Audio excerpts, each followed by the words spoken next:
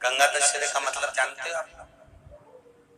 केवल गंगा जी का नाम ले लेने से, एक लोटा जल शंकर भगवान को आज समर्पित कर देने से, या गंगा जल का एक जरा सा छींटा शरीर पर पड़ जाने से।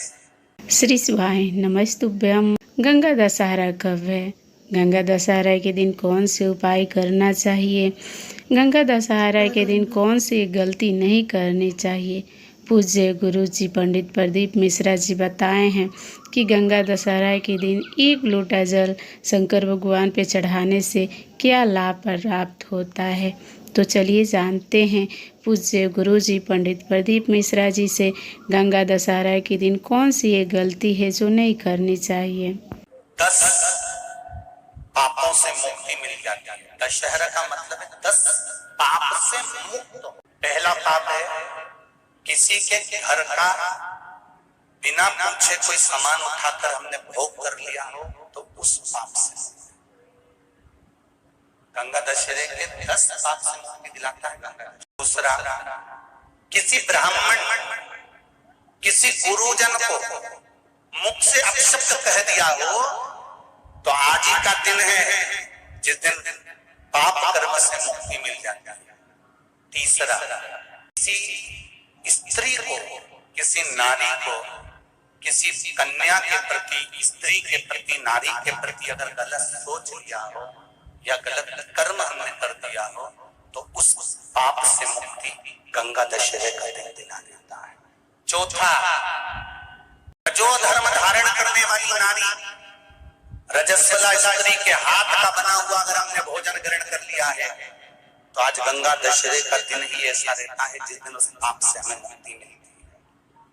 पांचवा, किसी के यहाँ सूतक जानते हो या सावड़। सूतक का मतलब होता है किसी के यहाँ कोई मर गया और उसके यहाँ का तुमने भोजन या पानी ग्रहण कर लिया। सावड़ का मतलब होता है किसी के यहाँ बच्चा हुआ, तुम्हें मालूम नहीं था, उसके घर का 8 दिन का 10 दिन का तुमने भोजन या पानी ग्रहण कर लिया। सूतक या सावड़ का भोजन या अन्न पानी ग्रहण कर ले तो 5वें नंबर का गंगा दशहरे का वर्णन करता है कि 5वां पाप, इस पाप से भी लोगों को मुक्ति मिल जाती है। 6ठे नंबर का वर्णन आया, किसी मंदिर की जगह पर या धर्म की जगह पर अपने अपना कब्जा कर लिया हो या धर्म की जगह को अपना बना लिया हो तो उस पाप से मुक्त होने का एक साधन 6ठे नंबर का।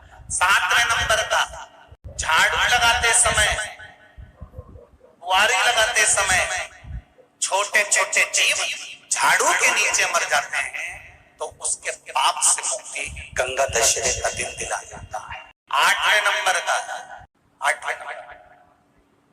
जिस समय हम भोजन ग्रहण कर रहे हो और हमारे दरवाजे पर कोई व्यक्ति आकर बैठा हुआ है और हमने उसको भोजन का नहीं पूछा या उसका मुख झूठा ना कराया तो उस दोष से वंचित हो जाए, उस दोष को समाप्त कर दे तो गंगा दशहरे का।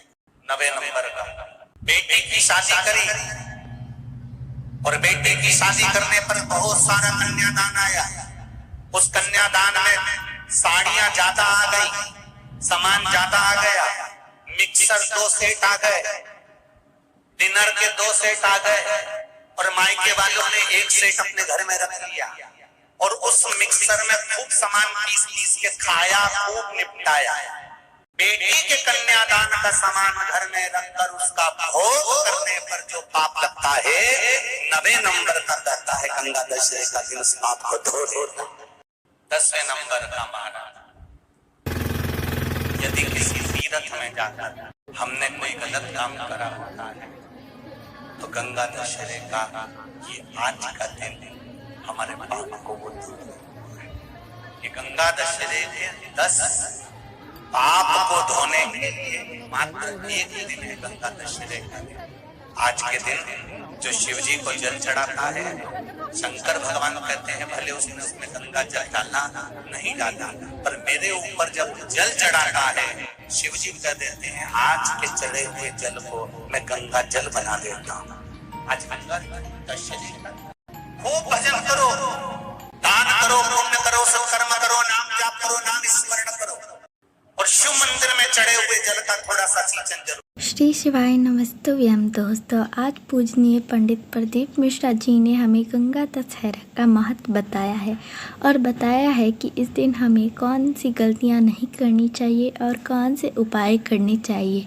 अगर आपको ये वीडियो अच्छी लगी हो तो वीडियो को लाइक करें और शिखा वॉइस स्टोरी को सब्सक्राइब करना ना भूलें। कमेंट में हर हर महादेव और जय गंगा माता लिखना ना भूलें।